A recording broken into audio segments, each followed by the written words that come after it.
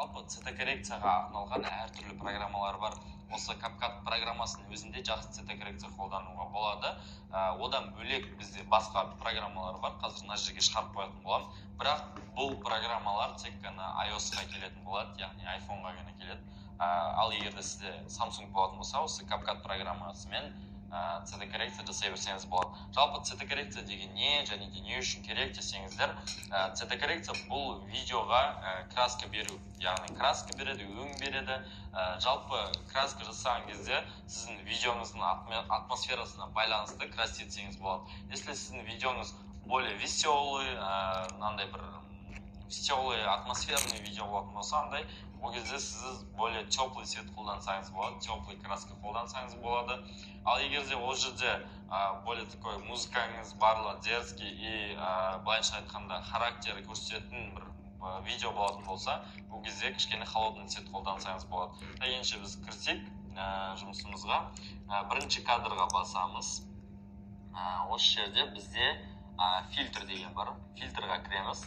Бұл жерде бізде әртүрлі цветокоррекциялардың түрлері дайын, краскалар дайын, пресеттер дайын тұр. Егер де сіз өзіңіз қолмен красить етемін десеңіз, бізде бұл жерде настройкасы бар. Қазір көрсететін боламын оны. Вот бізде фильтрдің жанында настройка деп тұр. Настройкаға кіреміз. Бұл жерде біз қолмен ручной түрде барлығын балансировка жасасаңыз болады. Ол үшін ең бірінші бірақ пресет қойып аласыз. Сол пресетті өзіңізге қарай настройка жасайтын боласыз. Так, давайте бірінші пресетімізді қояйық. Фильтрға кіреміз. Әр цветтерді тестировать етіп көрсеңіздер болады. Басып, сізге қайсысы ұнайды екен. Вот бізде фильм деген бар. Еда, природа, әртүрлі цветтер бар. Ретро эффектор бар, черно-белый бар. Вот, давайте мен осының ішінде на переход қойып көрейік. Но бізде қатты яркий болып кеткен сияқты. Сондықтан мен бұл жерде более темный, более характер беретін, темный, более светлый қолданғым келіп тұр. Давайте мен шишка деген пресетті қойдым. Бұл бізде более синий оттенкі береді, және де бұл более темный эффект. Темный цветокоррекция бізде. Все, бізде цветокоррекциямыз қойылды. Енді осыны біз өзімізге қарай баптап настройка жасасақ болады. Негізі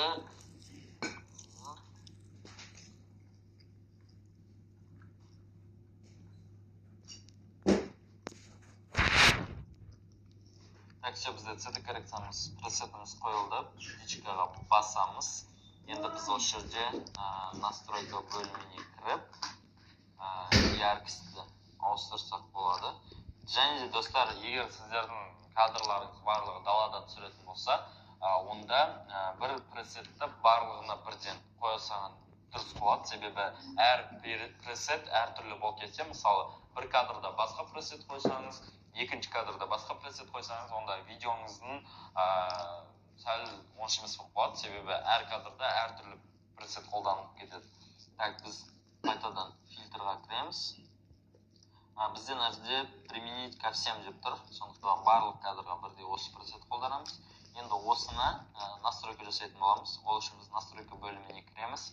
Ең біріншісі яркость. Бізде сәл қараңғылау болып тұр. Сондықтан яркостьті көтерсек болады. Бірақ қатты көтерудің қажет жоқ, себебі бізде видеомыздың өзі более-менее темный формат таңдап отырмын. Одан кейін бізде контрастностьқа кіреміз. Сәл контрастность берсек болады. Одан кейін насыщенностьқа кіреміз. Сәл цветке более насыщенность береміз. Экспозиция дегеніміз бұл бізде видеоға түсірген кезде, далада түсірген кезде, если сізге жарық жетіспесе, онда монтаж кезінде экспозицияны қоссаңыз болады. Яғни бұл светті сәл жарықтандыру. Одан кейін резкость. Резкость маған керек емес, бұны қолданбаймын. Мынаны тоже қолданбаймын. Тень сәл қолдансақ болады.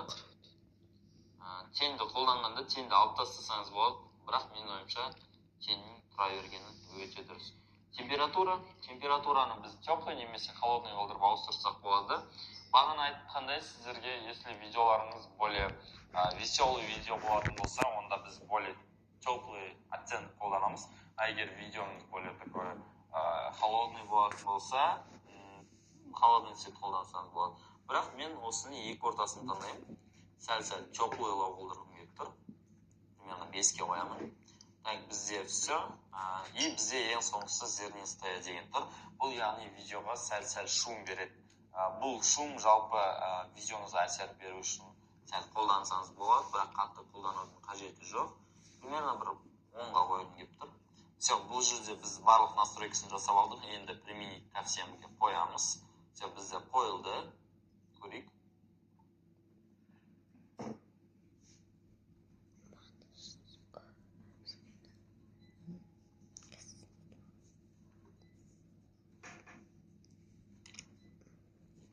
Достар, қараңыздар, бізде цветокоррекция кезінде бізде яркость қатты болып кеткен сияқты, соны ауыстырғым келіп отыр.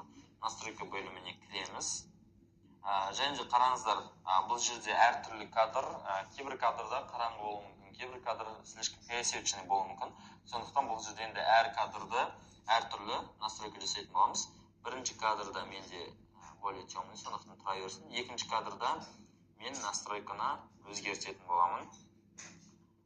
Давайте мен яркостьті сәл төмендетіп 0-ге дейін. Одан кейін бізде экспозицияны төмендетемін бұл кадрда. Так, 0-ге қойдым. Все.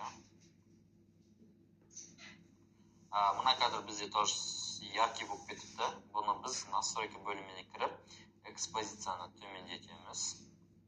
Одан кейін яркостьті төмендетеміз 0-ге дейін. Все.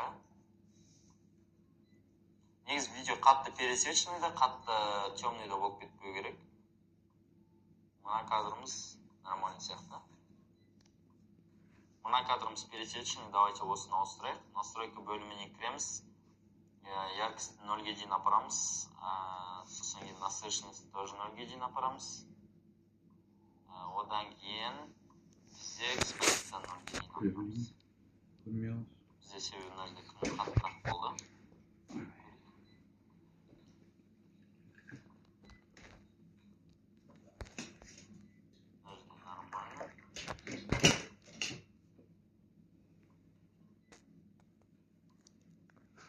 Бізде яркий болып кетті. Давайте осының настройкасын ауыстырайық. Экспозиция 0-ге дейін апарамын. Яркостьті тоже 0-ге дейін апарамын. И насыщенностьті 0-ге дейін апарамыз. Даже экспозиция мына жерде тағы да түсірсек болады. Бізде слишком яркилау болған кадрымыз. Өздеріңіз көріп тұрғандай, түрі адамның слишком мынандай аппақ болып кетпеу керек. Естественно, түрінің кожасы болу керек, сондықтан экспозицияны сәл түсірдім.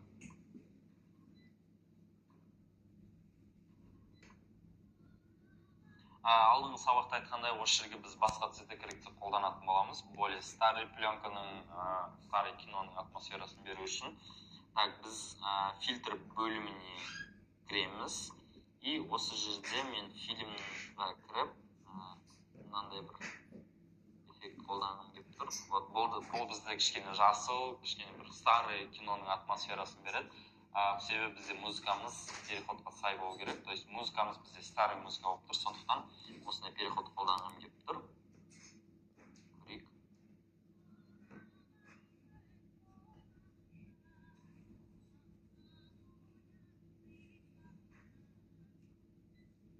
Бізде қайтадан мына жақта өзіміздің краскамыз қайтып келді. Біз барлық кадрға цветокоррекцияны қолдандық, настройка жасадық. Және де айтқандай, бізде музыка ауысқан жерге басқа цветтерге, басқа пресеттерге қарағанда мүлде басқаша пресет қолдандық. Себебі бұл видеоға деген атмосфераны береді, бұл креатив. Сондықтан әр видеоға әртүрлі цветокоррекция қолданасыздар. Мен істегенде дәл осындай істеу, бұл принцип емес, дәл менікіндей істеудің қажеті жоқ. Өзіңіздің видеоңызға байланысты, көз мөлшеріне байланысты настройка жасайтын боласыз. Себебі мендегі кадрлар более яркий түсірілген болса, сізде темный болып қалуы мүмкін. Сондықтан өзіңізге қарай, мен сізге көрсеткендей пресеттердің ішіне кіріп, фильтрдің ішіне кіріп, өзіңізге сай келетін фильтрді таңдап алып, видеоның атмосферасына байланысты теплый немесе холодный акцент деген сияқты қолданып, соны настройка жасап баптайтын боласыз.